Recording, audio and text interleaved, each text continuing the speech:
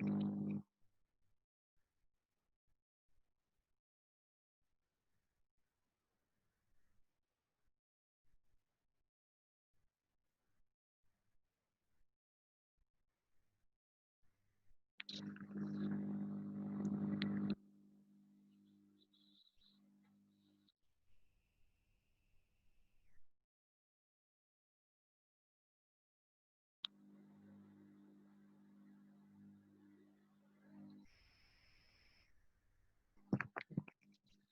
अस्सलाम वालेकुम। यहाँ पर चैट की ऑप्शन है, आवाज़ सबको आ रही हो तो चैट में बता दीजिएगा।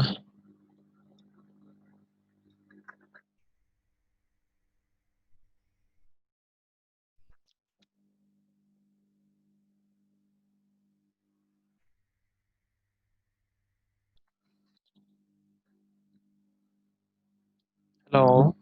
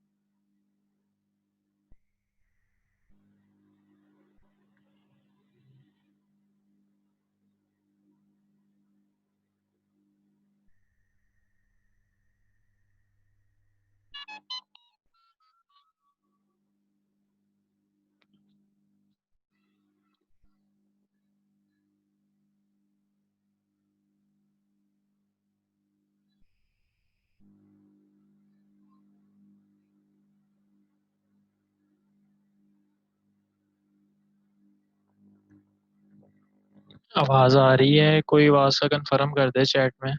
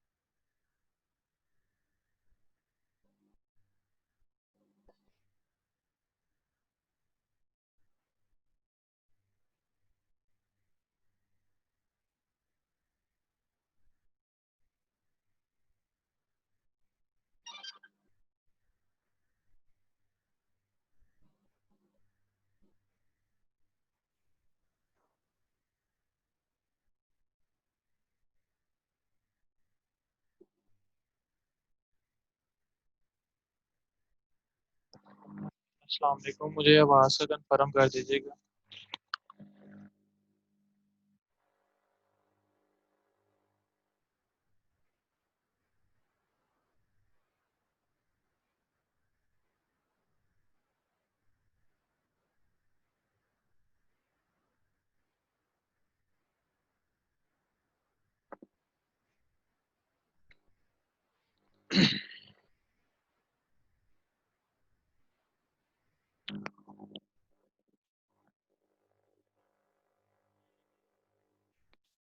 अ,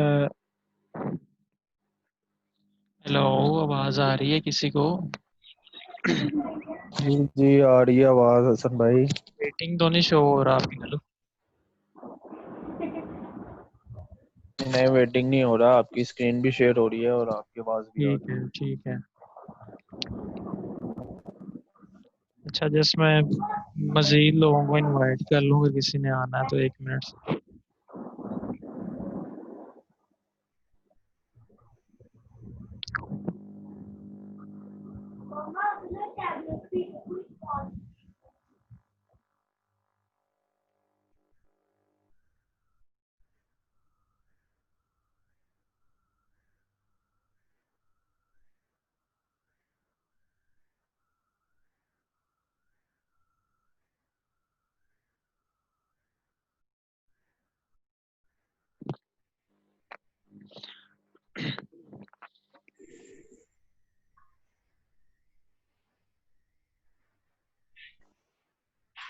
चैट। अच्छा, यहाँ पर ना चैट में किसी को अगर आवाज़ ना आ रही हो या स्क्रीन ना शेयर हो रही हो तो फ़ौरन कमेंट करके बता देना। ये चैट में मैंने हाई का मैसेज किया है, ठीक है।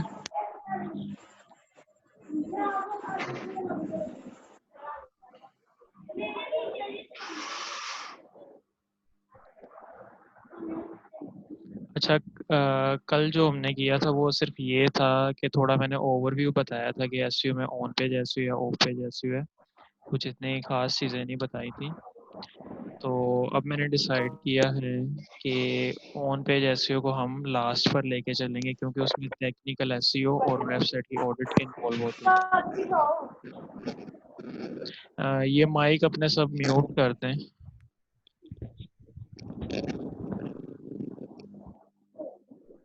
सुन भाई, जरा थोड़ा सा ना ब्रीफ इंट्रोडक्शन भी दे दें कि ये होता क्या है, किस चीजों में यूज होता है। सर्च इंजन ऑप्टिमाइजेशन इसका तो मुझे पता है कि, बस ये थोड़ा सा मुझे इसका है कि मतलब कि कीवर्ड्स इसमें यूज होते हैं। तो आप थोड़ा सा और इसमें अगर ऐड कर दें तो काइंडली। हाँ, ठीक है ठीक है। आवाज़ किसको नहीं आ रही? विकास को आवाज़ नहीं आ रही?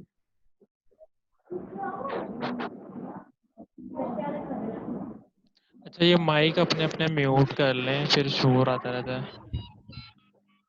या मैं कर लेता हूँ।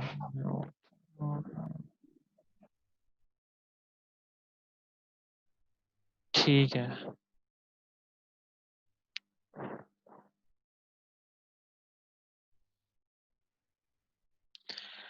अच्छा चलो, सबसे पहले एक डेफिनेशन से स्टार्ट कर लेते हैं। एसईओ होती क्या है? एसईओ एक प्रोसेस है जिसको हम यूज़ करते हैं अपनी वेबसाइट को गूगल के ऊपर रैंक करने में। अब गूगल जो है वो एक सर्च इंजन है। तो सर्च इंजन में कह लें कि हम उसे याहू पर भी रैंक करते हैं और डिफरेंट काफ़ी सर्च इंजन है उन पर रैंक करते हैं। एसईओ एक प्रोसेस है जिसको हम इस्तेमाल करते हुए अपनी वेबसाइट को मुख्तलिफ सर्च इंजन्स के ऊपर रैंक करते हैं। सर्च इंजन किन्हें कहते हैं? वो गूगल है सर्च इंजन। सर्च इंजन में यूट्यूब भी आता है, फेसबुक भी आता है, याहू भी आता है, बिंग भी आता है। और जितनी भी वेबसाइट हैं जिनके ऊपर हम जा कुछ सर्च कर सकते हैं, इवन फेसबुक भी सर्च इंजन में कंसिडर किया जाता है, ठीक है। तो अपनी वेबसाइट को डिफरेंट सर्च इंजन के ऊपर रैंक करने के जो अमल को हम इस्तेमाल करते हैं उसे एसईओ कहते हैं, ठीक है। अब हमें एसईओ की ज़रूरत क्यों होती है?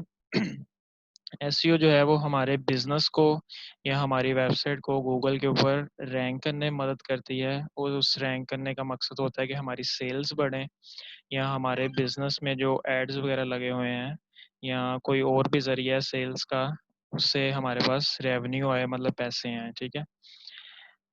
एसईओ इस्तेमाल होती है अपने बिजनेस को या वेबसाइट को गूगल के ऊपर रैंक करके उससे पैसे कमाने के लिए या अपनी प्रोडक्ट्स वगैरह सेल करने के लिए। तो प्रोडक्ट सेल्स में आ जाते हैं, किसी का शॉपिंग स्टोर है या किसी को वेबसाइट है जिसके ऊपर गूगल्स की तरफ से एड्स मिलते हैं, वो लगे होते हैं।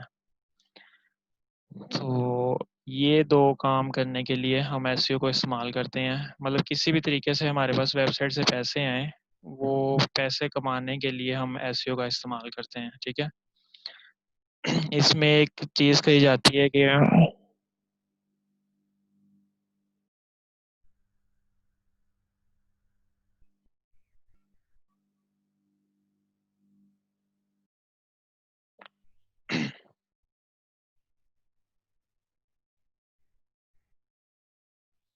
हाँ, ये एक जुमला बोला जाता है ज़्यादातर एसईओ के ज़ुबान से कि एसईओ ऐसे ही है जैसे कार हो और उसके टायर ना हो। मतलब एक वेबसाइट है, अली हमजा बाहर है, मतलब एक वेबसाइट है, उसकी अगर हमने एसईओ नहीं की हुई तो वो इसी तरह है कि जैसे कार बगैर टायरों के पड़ी हुई है, मतलब वो ना आगे हो सकती है ना पीछे हो सकती है, उसका कोई फ़ायदा नहीं है। अच्छा, 1 मिनट रिकॉर्डिंग हो रही है, ठीक है। तो इसके आगे फिर एसईओ को हम दो कैटेगरीज में डिवाइड कर देते हैं। एक होती है ऑन पेज एसईओ और एक होती है of page SEO. On page SEO में हम अपनी वेबसाइट के ऊपर रहते हुए काम करते हैं, मतलब वेबसाइट में टाइटल ऑप्टिमाइज कर लें, डिस्क्रिप्शन कर लें और काफ़ी चीज़ें होती हैं, ये डिटेल में बाद में एक्सप्लेन किया जाएगा। और ऑफ पेज एसईओ क्या होती है? कि हम अपनी वेबसाइट से बाहर जाकर जो एसईओ के प्रोसेस हैं या गूगल के एल्गोरिथम है उन्हें यूज़ करते हुए अपना काम करते हैं, तो ऑफ पेज एसईओ कंसिडर होती है। मतलब अपनी वेबसाइट को गूगल से मुख्तलिफ वेबसाइट ढूंढकर उनमें सबमिट करना होता है। ये भी एक डिटेल प्रोसेस है, ये बाद में बताऊंगा। सिर्फ ये माइंड में रखना कि ऑन पेज ऐसी होती है वेबसाइट के ऊपर रहते हुए काम करना है हमने, और ऑफ पेज ऐसी होती है कि अपनी वेबसाइट से बाहर जाकर दूसरी वेबसाइट पर काम करना है।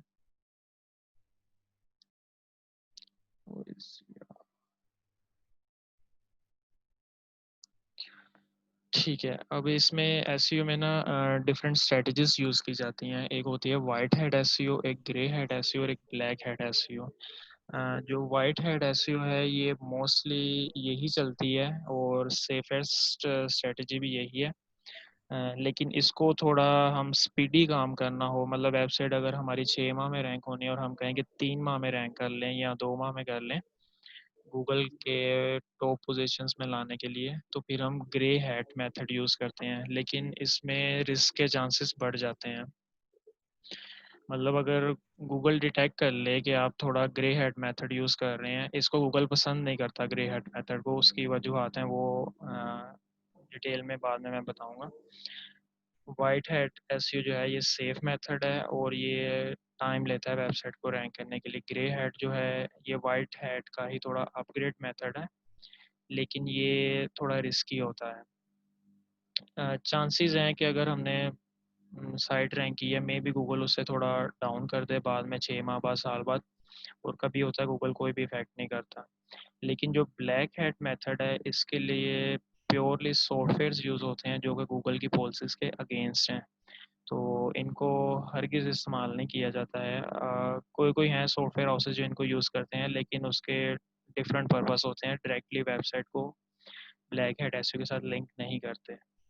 तो सिर्फ वाइट हैट एसईओ कहीं पे भी करनी हो किसी क्लाइंट की या किसी ऑफिस वगैरह में, तो वाइट हैट एसईओ हम करेंगे या ग्रे हैट करेंगे। ब्लैक हैट कोई भी नहीं करवाएगा और ना कोई इसकी डिमांड करेगा। ठीक है। यहाँ तक किसी का कोई क्वेश्चन है तो टाइप करके प्लीज़ ज़रा स्पीडी पूछते जाएं।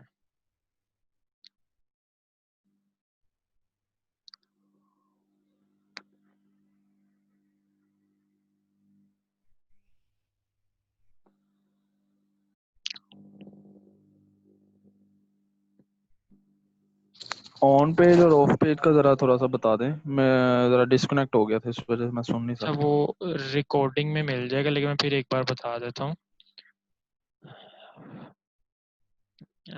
ऑन पेज एसईओ जो होती है हमने अपनी वेबसाइट के ऊपर रहते हुए काम करना होता है। जैसे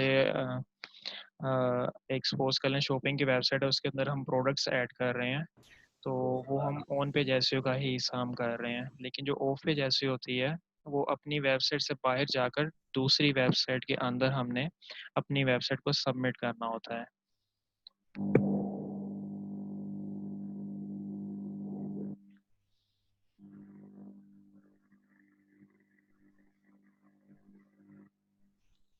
इसकी मैं एक ऑफ पेज की एग्जांपल दे देता हूँ।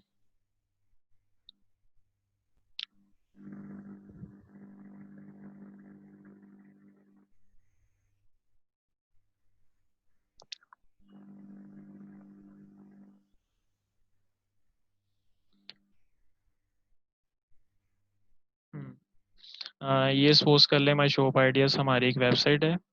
तो अब कौन आ रहा है, वकास। अच्छा, सपोज कर ले माई शॉप आइडियाज ये एक हमारी वेबसाइट है, इसको हमने ये गूगल से वेबसाइट फाइंड की है इन feeds.com, और इसमें आके हमने अकाउंट क्रिएट करना है और अपनी वेबसाइट जो हमारी है माई शॉप आइडियाज इसको हमने सबमिट कर देना है। ये हमारा होगा ऑफ साइट एसईओ प्रोसेस, मतलब अपनी वेबसाइट पे हमने कोई अमल नहीं किया, लेकिन किसी दूसरे की वेबसाइट में जाके हमने अकाउंट बनाकर अपनी वेबसाइट को सबमिट किया है। इसे कहते हैं ऑफ साइट एसईओ। तो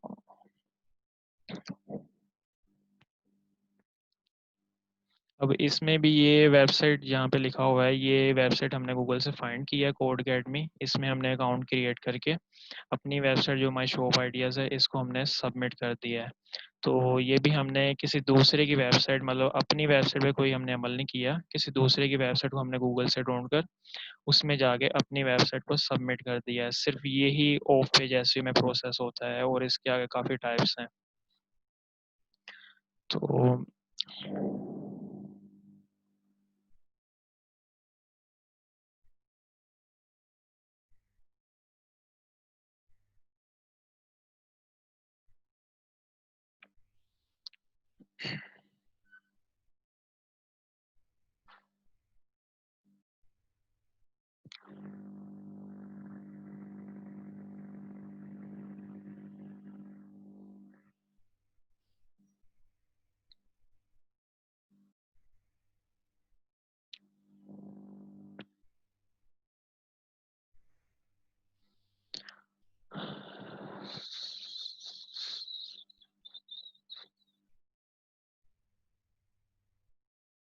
अच्छा, अब ऑन पेज का भी थोड़ा बता देता हूँ। ऑन पेज क्या होता है, ये सपोज हमारी वेबसाइट है SEOkingsclub.com।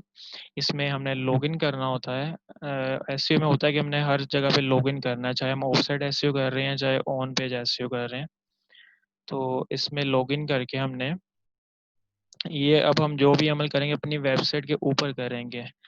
तो लॉगिन करके इसमें ये एक वर्डप्रेस पर अगर वेबसाइट है तो इसके लिए योस्ट एसईओ की प्लगइन होती है। इसके लिए कल के लेक्चर में मैंने बताया, उसकी वीडियो मैं शेयर कर दूंगा फिर। योस्ट एसईओ की प्लगइन होती है, ये हमें सारी गाइड दे रही होती है कि ऑन पेज पर आपने कौन कौन से पॉइंट्स करने हैं। इसमें बताया गया होता है कि आउटबाउंड लिंक, मतलब कि किसी और वेबसाइट को हमने लिंक देना होता है। फिर जो हमारा कीवर्ड है उसकी लेंथ कितनी होनी चाहिए, H1 टैग, ये काफ़ी डिटेल में आगे फिर शुरू हो जाता है। इसकी वीडियो कल वाली है, लेकिन बाद में भी एक सेशन इसमें वेबसाइट ऑडिट के दौरान करना है। इसमें सिर्फ कहना ये चाह रहा हूँ कि अगर हम अपनी वेबसाइट के ऊपर कोई अमल करेंगे, सपोज कर लें कि ये इसका टाइटल है, इधर मैं लाहौर के बाद पाकिस्तान ऐड कर लेता हूँ। तो ये मैंने ऑन साइट, मतलब अपनी वेबसाइट पे रहते हुए कोई अमल किया है, तो ये ऑन पेज एसईओ का हिस्सा है, ठीक है। तो अगर मैं किसी दूसरे की वेबसाइट में जाके अपनी वेबसाइट को सबमिट करता हूँ तो वो ऑफ पेज एसईओ का हिस्सा होगा। हुआ क्लियर अब? इसमें अभी डिटेल बतानी है, बस अभी एक डेफिनेशन के पॉइंट पे एक्सप्लेन कर रहा हूँ। जी जी, मुझे लग गई है समझ, लेकिन आगे आप वो भी बताएंगे कि मतलब कैसे हम और दूसरे की वेबसाइट पर जाके लॉग हाँ, इन वो करके कर आगे सकते हैं। डिटेल स्टेप है ना, अभी सिर्फ ये ऑन पेज क्या है ऑफ पेज क्या है वो बता रहा हूँ। अभी तो ये अभी काफ़ी इनके 10-10 20 फीट आगे स्टेप बन जाने हैं। तो ठीक है जी, फिर ठीक है। ये स्ट्रेटजीज या मेथड क्या होते हैं, ये वाइट हैट है, ग्रे हैट है, ब्लैक हैट है। ब्लैक हैट के लिए प्योर हम सॉफ्टवेयर यूज़ करते हैं जो कि रिकमेंडेड नहीं है, और ये कोई 100 में से 2-3 सॉफ्टवेयर हाउसेज होंगे जो इनको यूज़ करते होंगे, या क्लाइंट भी 100 में से 2-3 इसको डिमांड करते होंगे। तो वाइट हैट हमने करनी होती है या ग्रे हैट करनी होती है। तो इसमें भी आगे डिटेल सेशन बनता है, ये कर लेंगे। अच्छा, अब मैं,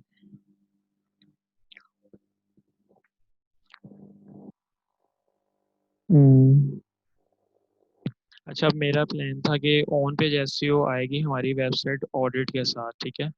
तो इसको डिटेल में बाद में किया जाएगा। पहले मैं ऑफ पेज एसईओ से स्टार्ट करवा देता हूँ। ऑफ पेज एसईओ में सबसे पहले हमारे पास आता है कि कॉम्पिटिटर एनालिसिस आती हैं हमारे पास।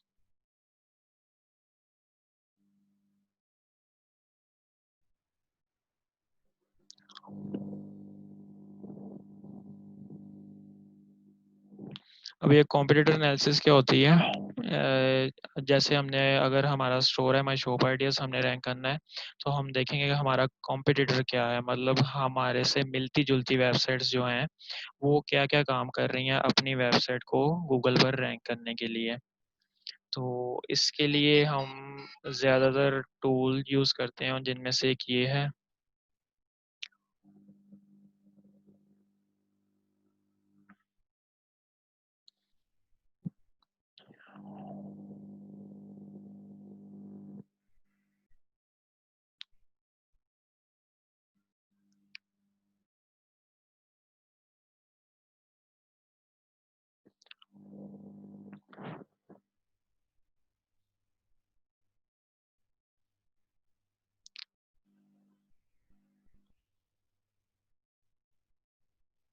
अच्छा, सपोज कर लें कि ये हमारा एक कॉम्पिटिटर है।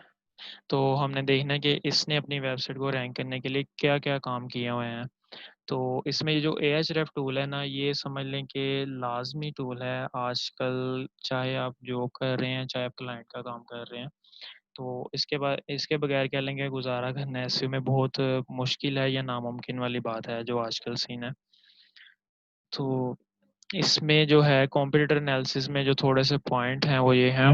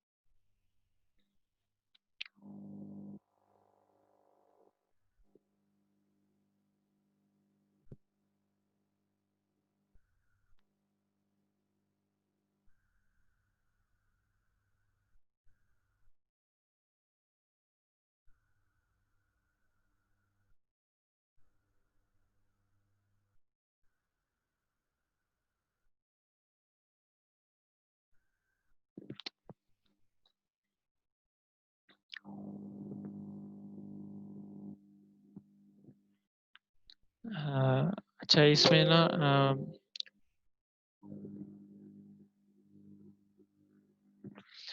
जो बेसिक मेजर पॉइंट हमने देखने होते हैं ना, वो होते हैं, एक और है।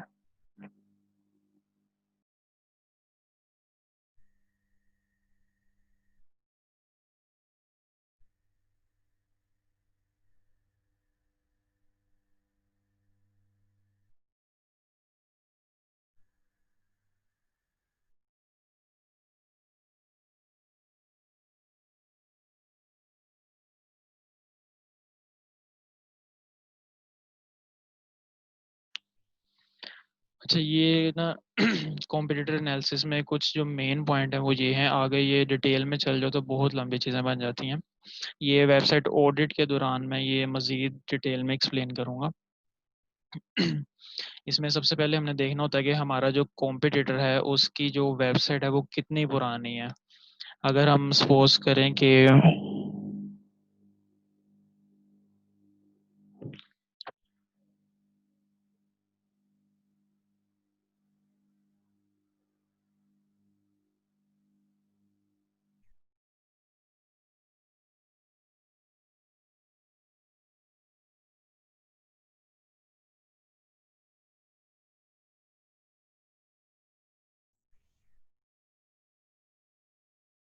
अच्छा, अगर हम सपोज कर लें कि ये myshopIdeas.com हमारी वेबसाइट है और Draz.pk ये हमारा कॉम्पिटिटर है, ठीक है।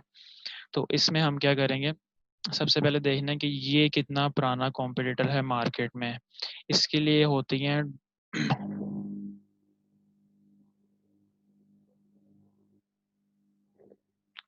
डोमेन एज चेकर टूल्स होती हैं, या आप हुइज भी यूज़ कर सकते हैं।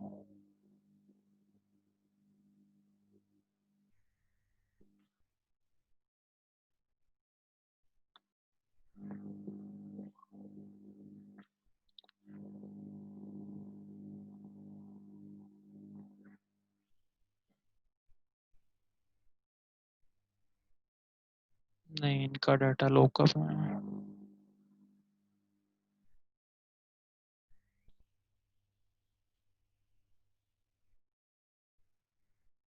अच्छा,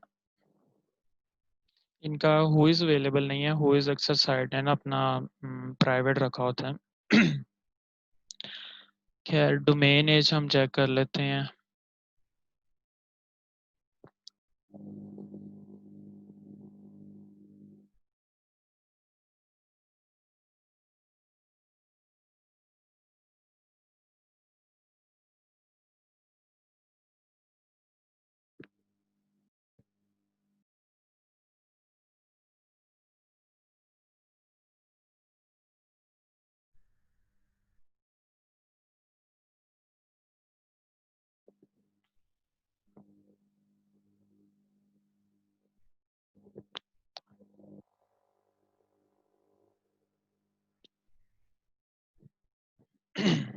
इसमें ये जो डॉट पीके वाली है ना, इसका मेरे ख्याल में डाटा बहुत कम अवेलेबल होता है, लेकिन फिर भी चेक कर लेते हैं।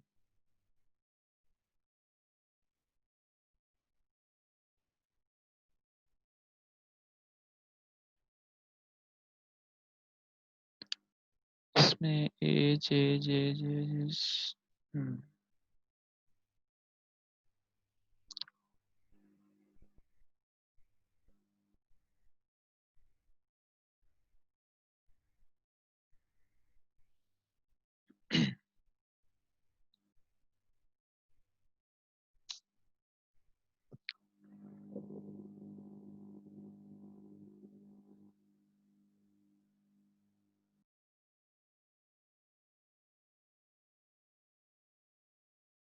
अच्छा, इन्होंने दराज वालों ने अपनी काफ़ी सिक्योरिटी रखी हुई है।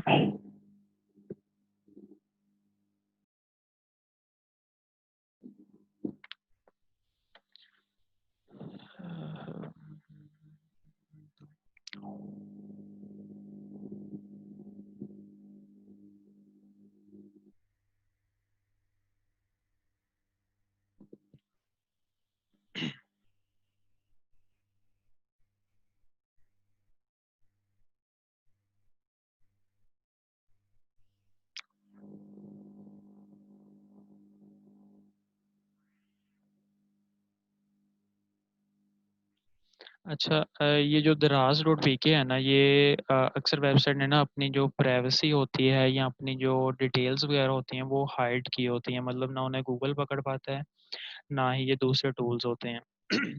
तो दूसरा इसमें पॉइंट ये है कि शायद ये डॉट पीके की वजह से ये टूल इसका डाटा इतना नहीं दे पा रही।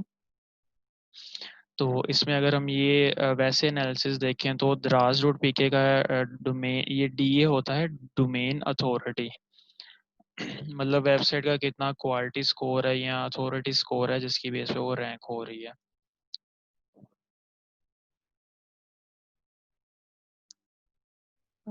वॉइस नहीं आ रही मेरी? आवाज़ नहीं आ रही, प्लीज़ चैट में कंफर्म कर दें।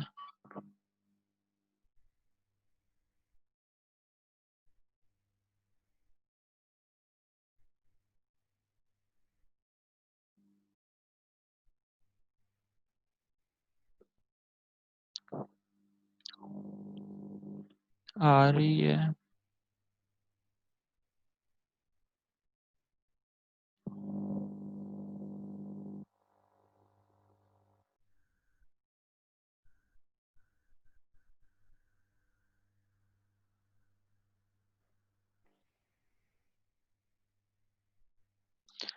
अच्छा चलें, ठीक है। कॉम्पिटिटर में ये है कि सारे ये स्कोर हमने देखने होते हैं। सबसे पहले एज देखनी है, एज इनकी हमें शो नहीं हो रही है। उसकी जगह हम अगर गूगल पे हमने सर्च किया है ऑनलाइन शॉपिंग, मतलब हमने कोई शॉपिंग स्टोर देखना था जिससे हम अपनी वेबसाइट का कंपैरिजन कर सकें।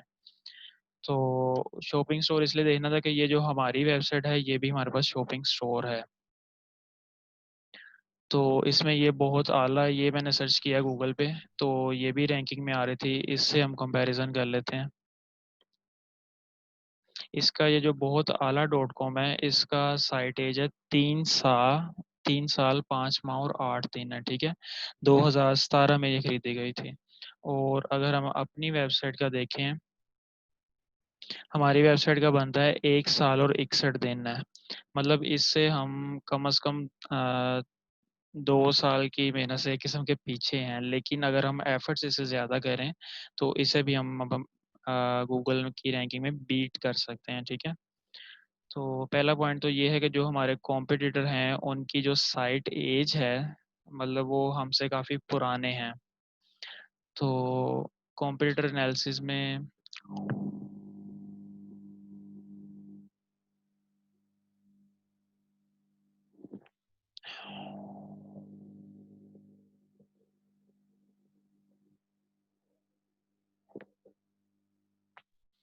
साइट एज हो गई है। फिर क्या आता है, डोमेन की एक्सटेंशन। डोमेन की एक्सटेंशन क्या होती है? अगर हमने अपनी वेबसाइट पाकिस्तान में रैंक करनी है, तो अगर हमारी वेबसाइट की जो लास्ट में आता है, जैसे किसी का डॉट कॉम एंड पर आता है, ये बहुत आला डॉट कॉम है, तो अगर इसके लास्ट में डॉट पीके आ रहा हो पाकिस्तान में रैंक करने के लिए, तो गूगल इसको प्रेफर करेगा रैंक करने में ज़्यादा, बजाय कि वो बहुत आला डॉट कॉम को रैंक करे, ठीक है। तो इसी तरह अगर हमने दुबई में या अरब इमारात में रैंक करनी है, तो उसके लिए साइट कुछ इस तरह होती हैं।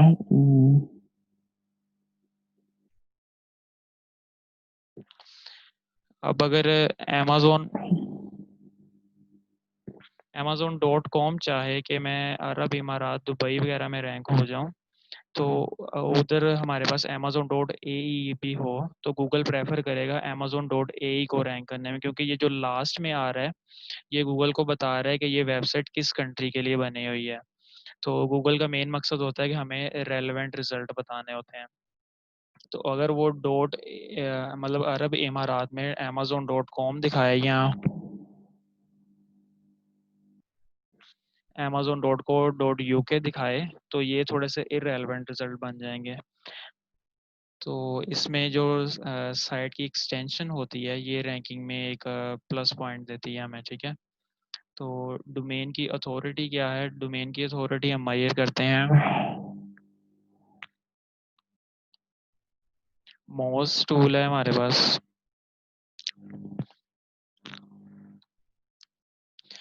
ये हमें ये वाला टूल भी बता रहा है, ये DA का मतलब है डोमेन अथॉरिटी। तो ये जो हमारा कॉम्पिटिटर है, अगर दराज को ही हम कंसिडर करें, तो इसका है 56 स्कोर है, हमारा क्या है 19 है। मतलब इससे हम अभी काफ़ी पीछे हैं। तो फिर एक पेज अथॉरिटी भी होती है, डोमेन होती है, ये जो हमारा वेबसाइट का .com तक एड्रेस है, ये डोमेन है। अगर इसके आगे हम कोई चीज़ खोल लें तो ये पेज खुल जाएगा। तो अगर हम इस पूरे एड्रेस की स्कोर चेक करें, तो वो पेज अथॉरिटी कंसिडर किया जाएगा। अगर .com तक चेक करें तो वो डोमेन अथॉरिटी कंसिडर किया जाएगा। तो इधर हमारे पास डोमेन अथॉरिटी भी हमारी कॉम्पिटिटर से कम है और पेज अथॉरिटी भी कम है, ठीक है। तो साइट एज वाला पॉइंट भी हमारा कॉम्पिटिटर से कम है।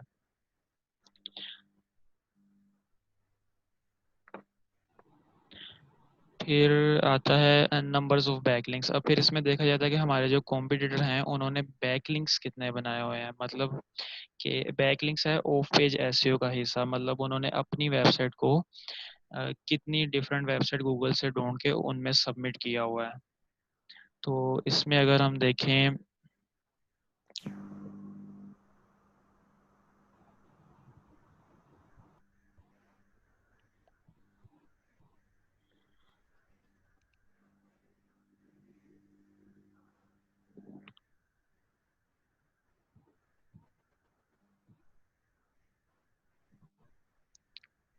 हाँ जी,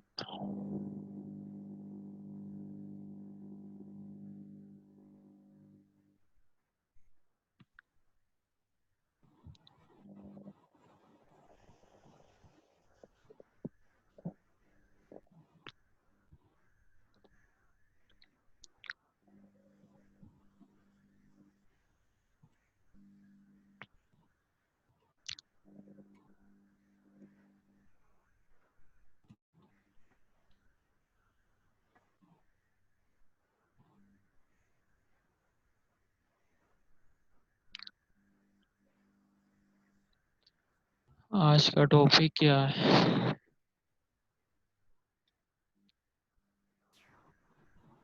अच्छा, अब ये देखेंगे, ये जो Ahref टूल है ना, ये सबको रिक्वायर्ड होगी, मस्ट है। चाहे आपने जॉब करनी है, चाहे कोई किसी अपने प्रोजेक्ट पे काम करना है या किसी क्लाइंट का काम करना है, ये टूल जो है ये मस्ट है और ये खरीदना पड़ता है, ठीक है। इसकी ओरिजिनल प्राइस जो है वो काफ़ी महंगी है, लेकिन ग्रुप बाय में मिल रहा होता है। वो आपको फेसबुक से मिल जाएगा, चाहे आप मुझसे खरीद लें वो मिल जाएगा आपको, ठीक है। तो इस टूल में हमने ये साइट एक्सप्लोरर है, मतलब ये साइट की डिटेल बता देता है कि इस वेबसाइट वाले ने क्या काम किया हुआ है।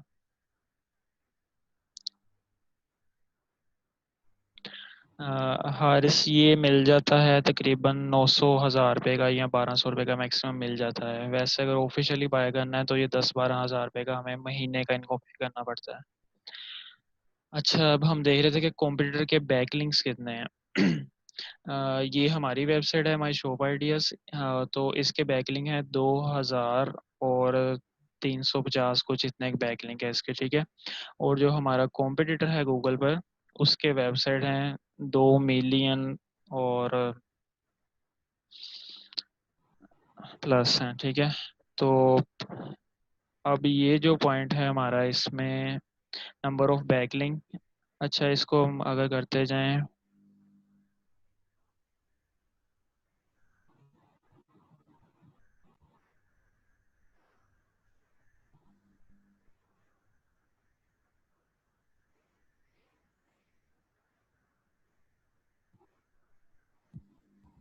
अच्छा फिर अब हमने देखे हैं बैकलिंक्स जो है हमारा कॉम्पिटिटर दराज है, इसके 2 मिलियन और 7,80,000 कुछ इतने हैं। तो जो हमारे हैं, हमारे सिर्फ 2,000 की रेंज में है। तो मतलब हमारा ये जो पॉइंट है, ये भी कॉम्पिटिटर से कम है। फिर number of referring domains, referring domain क्या होता है कि कितनी वेबसाइट से इन्होंने, मतलब कितनी वेबसाइट के अंदर अपनी वेबसाइट को इन्होंने सबमिट किया हुआ है। तो ये बन रही हैं 6,290 कुछ इतने के। तो जो हमारी हैं, हमारी सिर्फ 190 हैं। मतलब एक बंदे ने 6,000 से ज़्यादा वेबसाइट के अंदर अपनी वेबसाइट को सबमिट किया हुआ है, और हमने सिर्फ 190 में किया हुआ है। ये इसके गूगल में ऊपर रैंक होने की एक वजह ये भी है। तो हमारा जो है ये भी पॉइंट लेस में जा रहा है।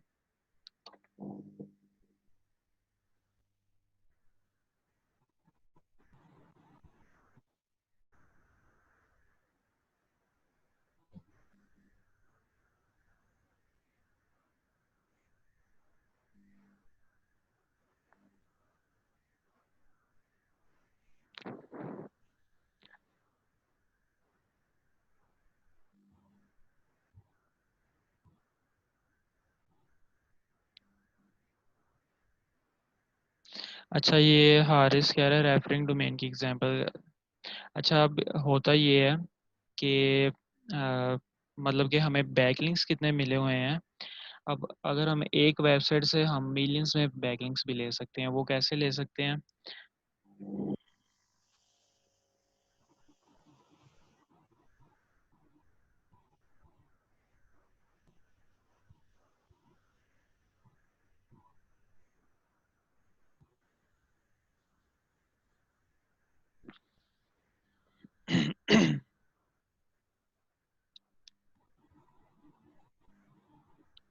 अच्छा, इसमें ना टाइप्स होती हैं। रेफरिंग डोमेन का मतलब है कि एक वेबसाइट में हमने जाके सिर्फ एक बार अपनी वेबसाइट को सबमिट किया हुआ है। जैसे मैंने एक दिखाई थी, feeds in dot com, I think मैंने दिखाई थी। उसमें अगर हम जाके सिर्फ एक बार अपनी वेबसाइट को ऐड करेंगे तो वो एक रेफरिंग डोमेन कंसीडर होगा, ठीक है।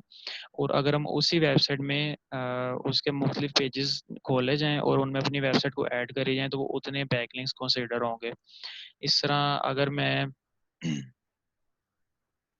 अ, अब ये जो ज़्यादा बैकलिंक्स मिले होते हैं, इनमें एक वजह ये होती है कि ये होते हैं फूटर बैकलिंक्स, इन्हें कहा जाता है।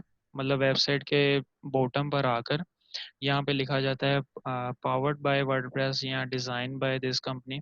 अब ये जो नीचे बैकलिंक लगे होते हैं, इस एरिया को फूटर कहते हैं, ठीक है। यहाँ पर अगर किसी ने बैकलिंक लगाया हुआ है या अपनी वेबसाइट को सबमिट किया हुआ है किसी दूसरी वेबसाइट में, तो वो उस वेबसाइट में जितने पेजेस हैं, अगर ये एसईओ किंग क्लब में इस टाइम 10 पेजेस हैं, तो ये 10 बैकलिंक कंसिडर किए जाएंगे और एक रेफरिंग डोमेन कंसिडर की जाएगी। मतलब एक वेबसाइट से जो लिंक आ रहा है उसको एक रेफरिंग डोमेन कहेंगे, और वो कितनी बार आ रहा है उसको हम बैकलिंक्स कहते हैं। इसलिए कोई भी वेबसाइट को आप देख लें, उसकी रेफरिंग डोमेन की अमाउंट कम होती है, बैकलिंक्स की अमाउंट ज़्यादा होती है।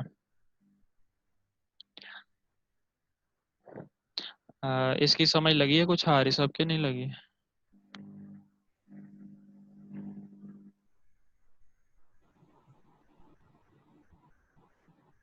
ठीक है, फिर एक बार कह देता हूँ। रेफरिंग डोमेन का मतलब है कि किसी वेबसाइट में हमने अपनी वेबसाइट को सबमिट किया है, तो वो एक बार अगर हमने सबमिट किया तो वो रेफरिंग डोमेन कंसीडर होगी। अगर हमने उसे 10 बार, 100 बार, 1000 बार, चाहे लाख या मिलियन बार सबमिट कर दिया है, तो वो उतने बैकलिंक कंसीडर किए जाएंगे, ठीक है। तो अब इसमें ये है कीवर्ड यूज बाय कॉम्पिटिटर, ठीक है। अब ये थोड़ा सा ऑन पेज एसईओ का पॉइंट बन जाता है। जैसे अ, अ, दराज खोली जाए।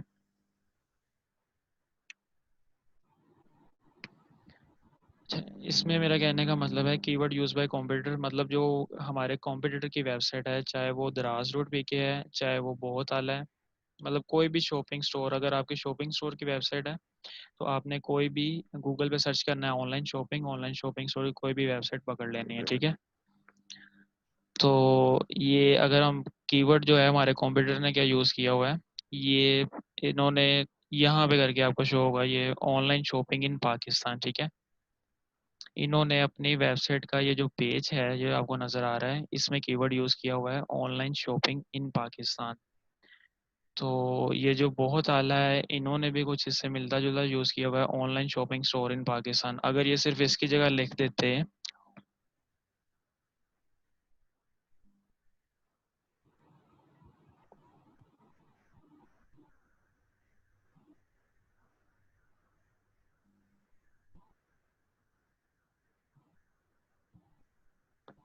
अच्छा, अगर ये अपनी वेबसाइट में ये जो टाइटल इनका आ रहा है, इसे टाइटल कहते हैं, इसमें सिर्फ ये यूज़ करते बेस्ट ऑनलाइन शॉपिंग स्टोर, तो इसमें हमारा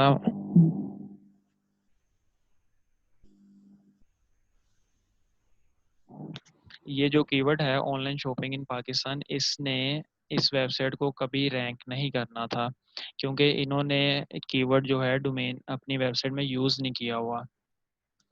ये थोड़ा सा ना एक ऑन पेज एसईओ का ऐसा थोड़ा डिटेल से एक्सप्लेन करने वाला पॉइंट है, जस्ट ये माइंड में रख लें कि कॉम्पिटिटर ने जो कीवर्ड यूज़ किया हुआ है उसको प्रॉपरली यूज़ किया है कि नहीं किया हुआ। मतलब जिस कीवर्ड पे वो चाह रहे हैं कि गूगल पे सर्च किया जाए और हमारी वेबसाइट गूगल पर टॉप पर शो हो, वो उन्होंने अपनी वेबसाइट में यूज़ किया हुआ है प्रॉपरली या नहीं यूज़ किया हुआ। अगर तो प्रॉपरली यूज़ किया है तो हमें उससे अच्छा ही यूज़ करने की ज़रूरत होगी, ताकि ज़्यादा से ज़्यादा लोग हमारी वेबसाइट पर आ सकें, ठीक है। तो ये वाला अगर पॉइंट क्लियर नहीं हुआ तो इतना इम्पोर्टेंट नहीं है, ये बाद में डिटेल से बताने वाला है। अच्छा, फिर ये जो डिज़ाइन ऑफ कॉम्पिटिटर है या हमारी वेबसाइट का डिज़ाइन है, ये बहुत ज़्यादा मैटर करता है।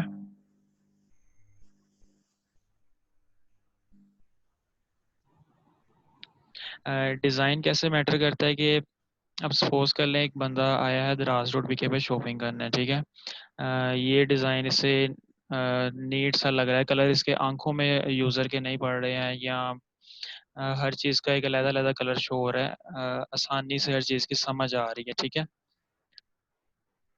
तो अब अगर आप गूगल पे सर्च करें ऑनलाइन शॉपिंग, तो काफ़ी वेबसाइट ऐसी भी आ जाती हैं कि जिनके डिज़ाइन की ही हमको समझ नहीं आ रही होती। अगर मैं देखूं शायद कोई मिल जाए।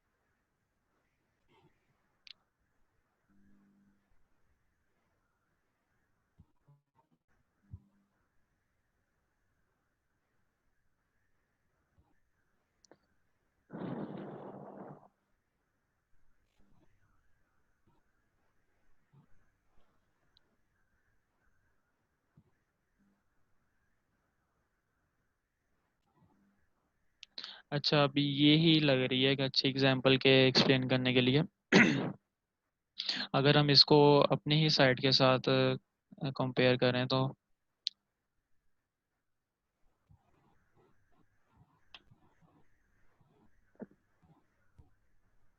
यार, अ,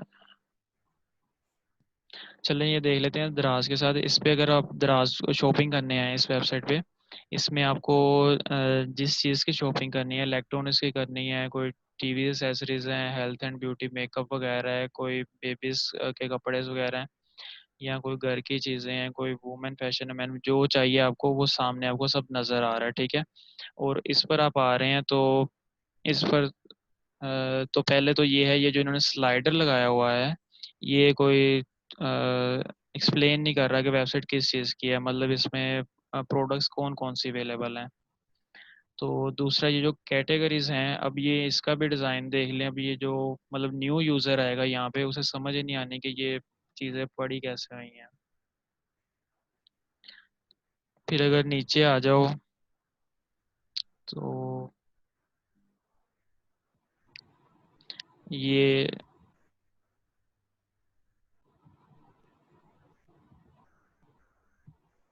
हाँ नीचे से इसका डिज़ाइन ठीक है, लेकिन इसका जो फर्स्ट व्यू है ना, ये डिज़ाइन इसका बिल्कुल भी अच्छा नहीं है।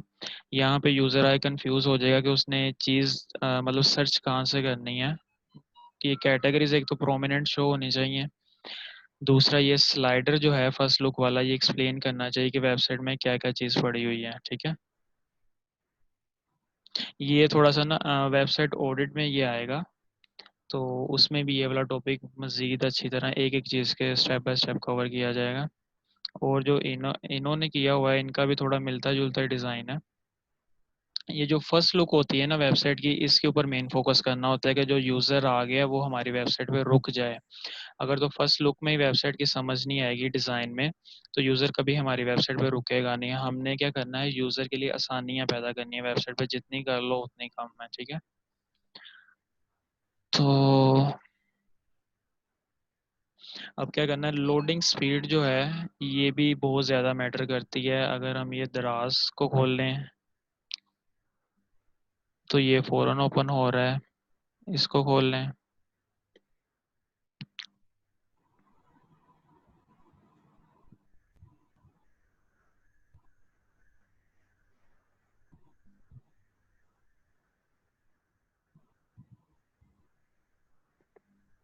अब इसको देखना ये कितनी देर में ओपन होता है।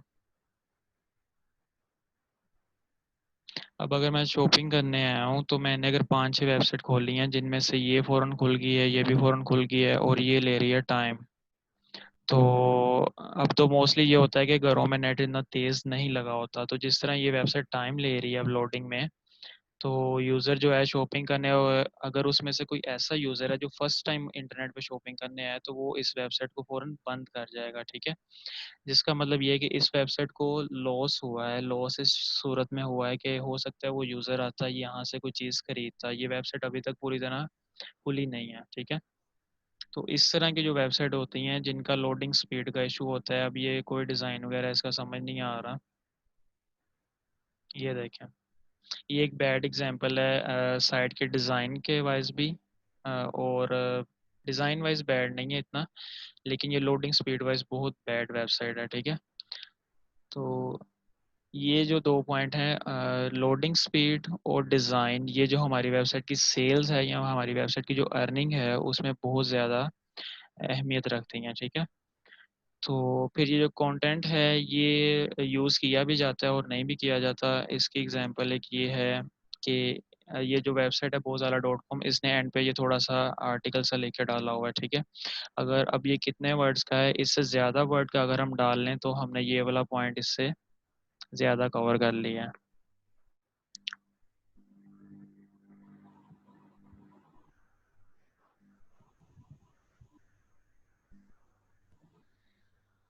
हाँ, ये 344 वर्ड का इसने आर्टिकल डाला हुआ है अपनी वेबसाइट के बॉटम पर, ठीक है। अगर हम 500 का डाल लें तो इसका मतलब ये है कि हमने जो हमारा कंटेंट वाला पॉइंट है वो इससे ज़्यादा हमने कवर कर लिया, ठीक है। अब कॉम्पिटिटर एनालिसिस में फिर एक बार देख लो, इसमें जो मेन चीज़ें होती हैं वो वेबसाइट हमारी कितनी, वेबसाइट की एज क्या है, मतलब जो कॉम्पिटिटर है जिसको हमने रैंकिंग में पीछे छोड़ना है गूगल से और उससे आगे आना है, उसकी साइट कितनी पुरानी है और हमारी साइट कितनी पुरानी है, ये हमने एनालाइज करना होता है। तो फिर जो वेबसाइट की एक्सटेंशन होती है, एक्सटेंशन मतलब अगर हमने पाकिस्तान में वेबसाइट रैंक करनी है तो अगर हम उसे डॉट कॉम की जगह डॉट पीके में ले लें, तो ये गूगल में हमारे लिए एक प्लस पॉइंट होगा, गूगल हमें रैंक करने में प्रेफर करेगा, ठीक है। तो फिर होती है डोमेन अथॉरिटी, मतलब गूगल की नज़र में हमारी वेबसाइट का स्कोर कितना है, वो 100 में से स्कोर होता है ये, जितना ज़्यादा होगा उतना हमारा वेबसाइट का गूगल में रैंक होने का चांस ज़्यादा होगा, ठीक है। तो फिर आता है number of backlinks. Number of backlinks क्या है कि हमने अपनी वेबसाइट को दूसरी कितनी वेबसाइट में जाकर कितनी दफ़ा सबमिट किया हुआ है, ठीक है। तो अगर ये हमारे कॉम्पिटिटर से ज़्यादा है तो हमारा चांस है कि हम उससे ज़्यादा रैंक कर लें, ठीक है। तो फिर नंबर ऑफ़ रेफरिंग डोमेन क्या है कि कितनी वेबसाइट में जाके हमने अपने वेबसाइट को सबमिट किया हुआ है, ठीक है। तो ये भी रैंकिंग में बहुत अहमियत रखता है। अब ये जो दो पॉइंट है ना, रेफरिंग डोमेन्स और नंबर ऑफ़ बैकलिंक्स, ये जो रेफरिंग डोमेन है इसके ऊपर थोड़ा डिटेल में बताना पड़ेगा। तो फिर कीवर्ड यूज़ बाय कॉम्पिटिटर, मतलब कीवर्ड जिस कीवर्ड पर कॉम्पिटिटर चाह रहा है कि हम गूगल के टॉप पर रैंक हो जाएं, उसको कॉम्पिटिटर ने अच्छी तरह से इस्तेमाल किया हुआ है वेबसाइट में या नहीं किया हुआ। इसकी एग्जांपल यही थी कि अगर हम चाह रहे हैं कि ऑनलाइन शॉपिंग इन पाकिस्तान कोई लिखे तो हमारी वेबसाइट उसे गूगल पर शो हो यूज़र को। तो उसके लिए अगर हमें अपनी वेबसाइट में लिखा हुआ है best online shopping store Pakistan नहीं लिखा हुआ, तो फिर गूगल हमारी बजाय किसी दूसरी वेबसाइट्स को दिखा देगा यूज़र को जिन्होंने सेम यही कीवर्ड यूज़ किया हुआ है, ठीक है। फिर डिज़ाइन, और डिज़ाइन में ये है कि यूज़र जब वेबसाइट पे एंटर होता है उसे वेबसाइट के कलर अच्छे लगें, वो जो सी चीज़ ढूंढना चाह रहा है, मतलब वेबसाइट की कैटेगरीज वगैरह, या जो जो चीज़ें वेबसाइट में अवेलेबल हैं वो नुमाया तौर पर यूज़र को अगर नज़र आ रही हैं तो फिर हमारा डिज़ाइन वेबसाइट का अच्छा है, ठीक है। तो फिर लोडिंग स्पीड है, लोडिंग स्पीड के ये है कि वेबसाइट अगर यूज़र ने क्लिक किया है तो वो फ़ौरन खुल जाए, तो वो लोडिंग स्पीड अच्छी होती है। उसमें सबसे ज़्यादा लोडिंग स्पीड वाली वेबसाइट ये अमेज़ॉन फ़िलहाल कंसिडर की जाती है। तो फिर जो बैड लोडिंग स्पीड वाली एग्जांपल थी ये मैंने आपको दिखाई है कि ये लोड होने में तकरीबन 1 मिनट से ज़्यादा का टाइम लेगी। अब यूज़र ने अगर अमेज़ॉन पे क्लिक किया है तो ये फ़ौरन ओपन हो गई है, वो ओपन होते साथ ही यहाँ पे देखेगा, अगर उसने शूज़ खरीदने हैं वो शूज़ खोलेगा, प्राइस देखेगा, तो उन्हें ऑर्डर कर देगा, बजाय कि वो 1 मिनट यहाँ पे रुका रहे कि ये पूरी खुल जाए फिर मैं शूज़ ढूंढूँ तो फिर ऑर्डर करूँ, ठीक है। तो लोडिंग स्पीड और डिज़ाइन बहुत ज़्यादा हमारी सेल इंक्रीज़ करने में मददगार साबित होता है, ठीक है। तो फिर जो कंटेंट है, कंटेंट ये है कि जो जिस वेबसाइट को हम पीछे छोड़ना चाह रहे हैं उसने अपनी वेबसाइट में कितना लेंथी आर्टिकल डाला हुआ है। तो अगर हम उससे ज़्यादा डाल लें तो ये हमारा रैंकिंग में एक प्लस पॉइंट बन जाता है। अच्छा, अब यहाँ तक है किसी का कोई सवाल?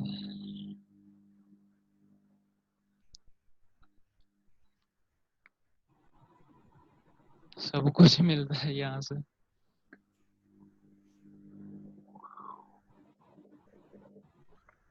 अच्छा, बस पूछो जल्दी से, किसी का कोई सवाल है कि नहीं? ये जो आपने टूल्स वगैरह बताए ये तो मतलब कि जहन से निकल ही जा रहे हैं यार। जो आप बता रहे हो टूल्स हैं यहाँ पे आप ये यूज़ कर सकते हो। क्या? हेलो, दोबारा रिपीट कर दो, नहीं तो टाइप कर दो, इसमें ना वॉइस का इशू आता है।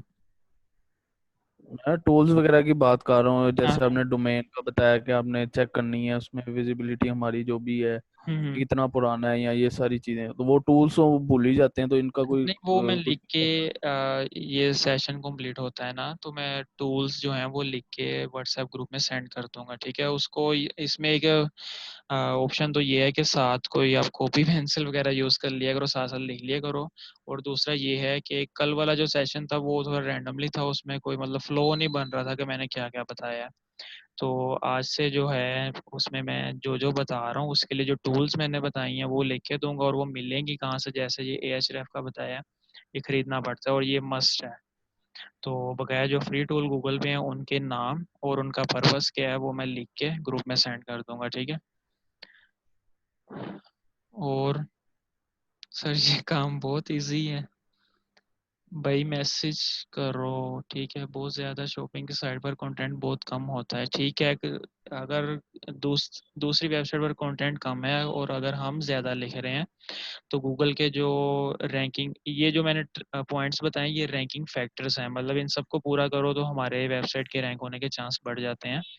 तो अगर दूसरी शॉपिंग की साइट पर कंटेंट कम है और हम ज़्यादा डाल लें तो इसका मतलब है कि हमने एक पॉइंट जो है वो बाकी वेबसाइट से ज़्यादा अच्छा इंप्रूव कर लिया अपनी वेबसाइट का, तो हमारे रैंक होने के चांसेस बढ़ जाते हैं।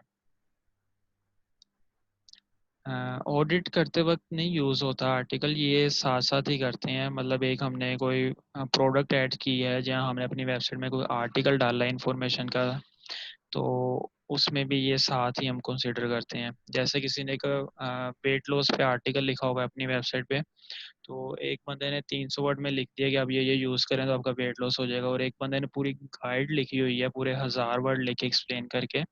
तो गूगल 1000 वर्ड वाले को प्रेफर करेगा रैंकिंग में, क्योंकि गूगल समझेगा कि उसने एक डिटेल से टॉपिक सारा एक्सप्लेन किया हुआ है, बजाय कि 300 वर्ड वाले को वो 1000 वर्ड वाले को प्रेफर करेगा रैंकिंग में। हाँ जी, और किसी का कोई सवाल?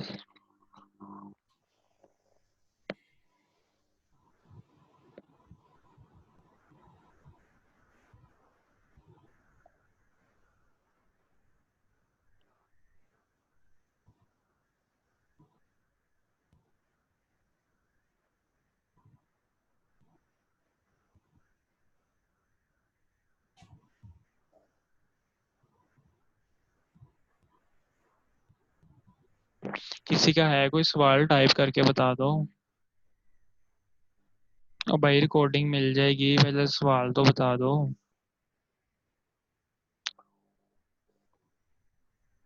नो, नो मतलब कोई समझ नहीं लगी।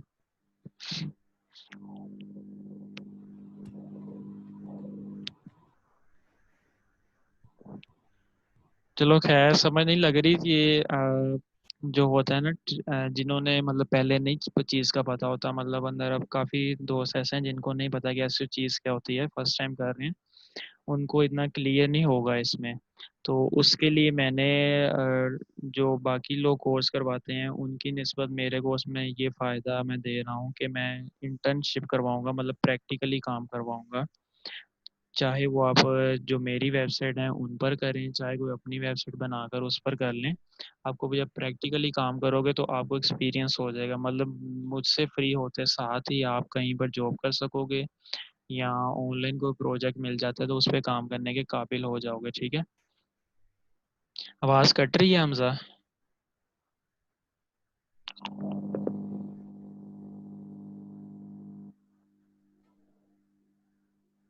आवाज़ कट रही है हमजा? ठीक है। अच्छा, अब आगे कुछ मूव करें या काफ़ी है?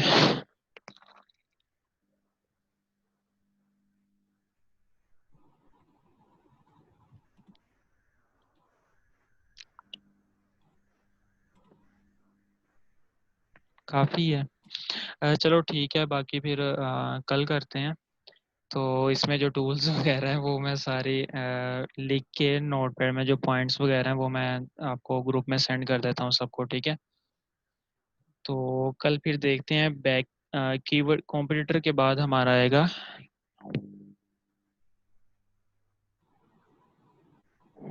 अ, ये जो अब जो मैं पॉइंट्स बता रहा हूँ ना, कंप्यूटर एनालिसिस, ये भी बहुत इंपॉर्टेंट होता है। मतलब हम पहले एक दफ़ा डिटेल से देख लेते हैं कि जो हमारे गूगल पर कॉम्पिटिटर हैं वो क्या क्या काम कर रहे हैं, उसके मुताबिक हम अपनी वेबसाइट को इम्प्रूव करते हैं। तो ये जो कॉम्पिटिटर एनालिसिस भी इम्पोर्टेंट टॉपिक है। इसका जो बाकी का हिस्सा है ना डिटेल में, वो वेबसाइट ऑडिट वाला पॉइंट है, तो उसमें मैं एक्सप्लेन करूँगा।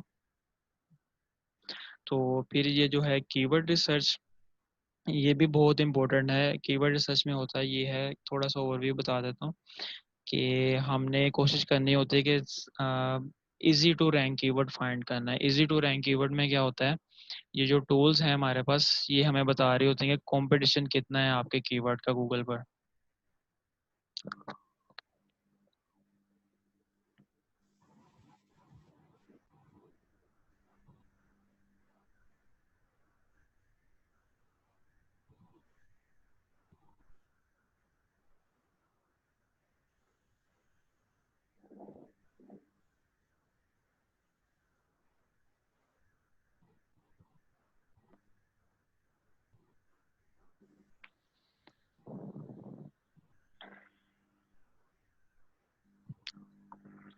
अच्छा ये देखें, अब अगर अगर हम सपोज कर लें कि हम अपनी वेबसाइट, जो हमारा एक ऑनलाइन शॉपिंग स्टोर है, उसको हम रैंक करना चाह रहे हैं कि ऑनलाइन शॉपिंग, मतलब गूगल पर कोई ऑनलाइन शॉपिंग लिखे तो हमारी वेबसाइट उसे गूगल के फर्स्ट पेज पर शो हो। जैसे ये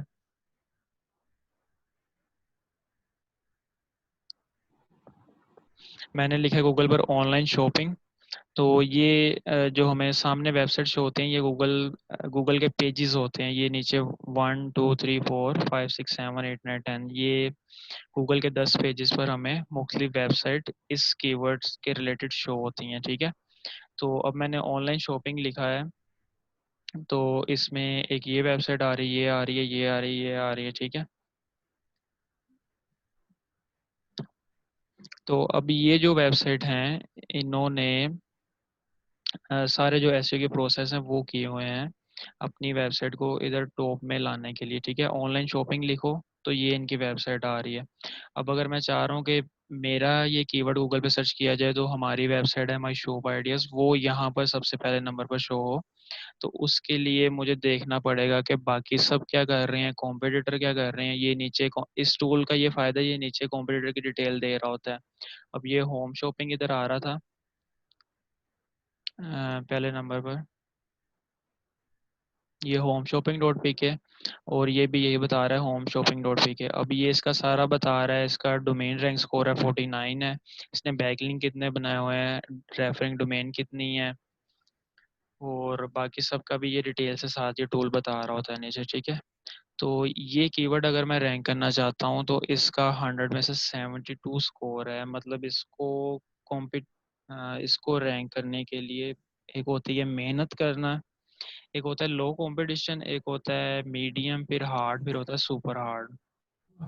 तो इसको रैंक करने के लिए बहुत ज़्यादा मेहनत की ज़रूरत है। मेहनत में जो ऐसे के प्रोसेस हैं उनको बहुत ज़्यादा हमें यूज़ करना पड़ता है। अब इसमें से लो कंपटीशन देखने के लिए यहाँ पे अगर हम क्लिक कर लें तो ये के डी स्कोर होता है, कीवर्ड डिफिकल्टी स्कोर इसे कहते हैं। ये के डी की लाइन है। इसमें अगर ये ऊपर इसने थोड़ा नोटिफिकेशन दे दे, keyword difficulty estimates how hard it will be to rank. इसमें अगर हम देख लें लो कंपटीशन हमें देखना है। अब ये कीवर्ड है, इसका स्कोर ये 0 कह रहा है, ठीक है। मतलब कि अगर हमने ऑनलाइन शॉपिंग रैंक करना है इसका स्कोर है 72, डिफ़िकल्ट है, डिफ़िकल्टी स्कोर है 72। इसकी निस्बत ये जो कीवर्ड है top 10 online shopping sites in Pakistan ये जल्दी रैंक हो जाएगा, इसका स्कोर 0 है, ठीक है। तो ये कीवर्ड रिसर्च का टॉपिक हम कल का रख लेते हैं। इसमें मैं डिफरेंट साइट से कीवर्ड्स के आइडियाज़ लेना, लो कंपटीशन कीवर्ड ढूंढना, ये सारा मैं एक्सप्लेन में करके बताऊंगा, ठीक है। तो अब मैं एंड कर रहा हूँ, किसी का कोई फाइनल क्वेश्चन है तो पूछ लो।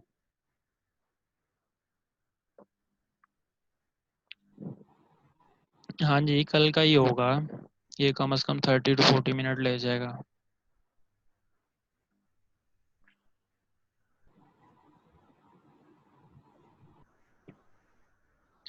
अच्छा, किसी का क्वेश्चन है तो टाइप कर लो।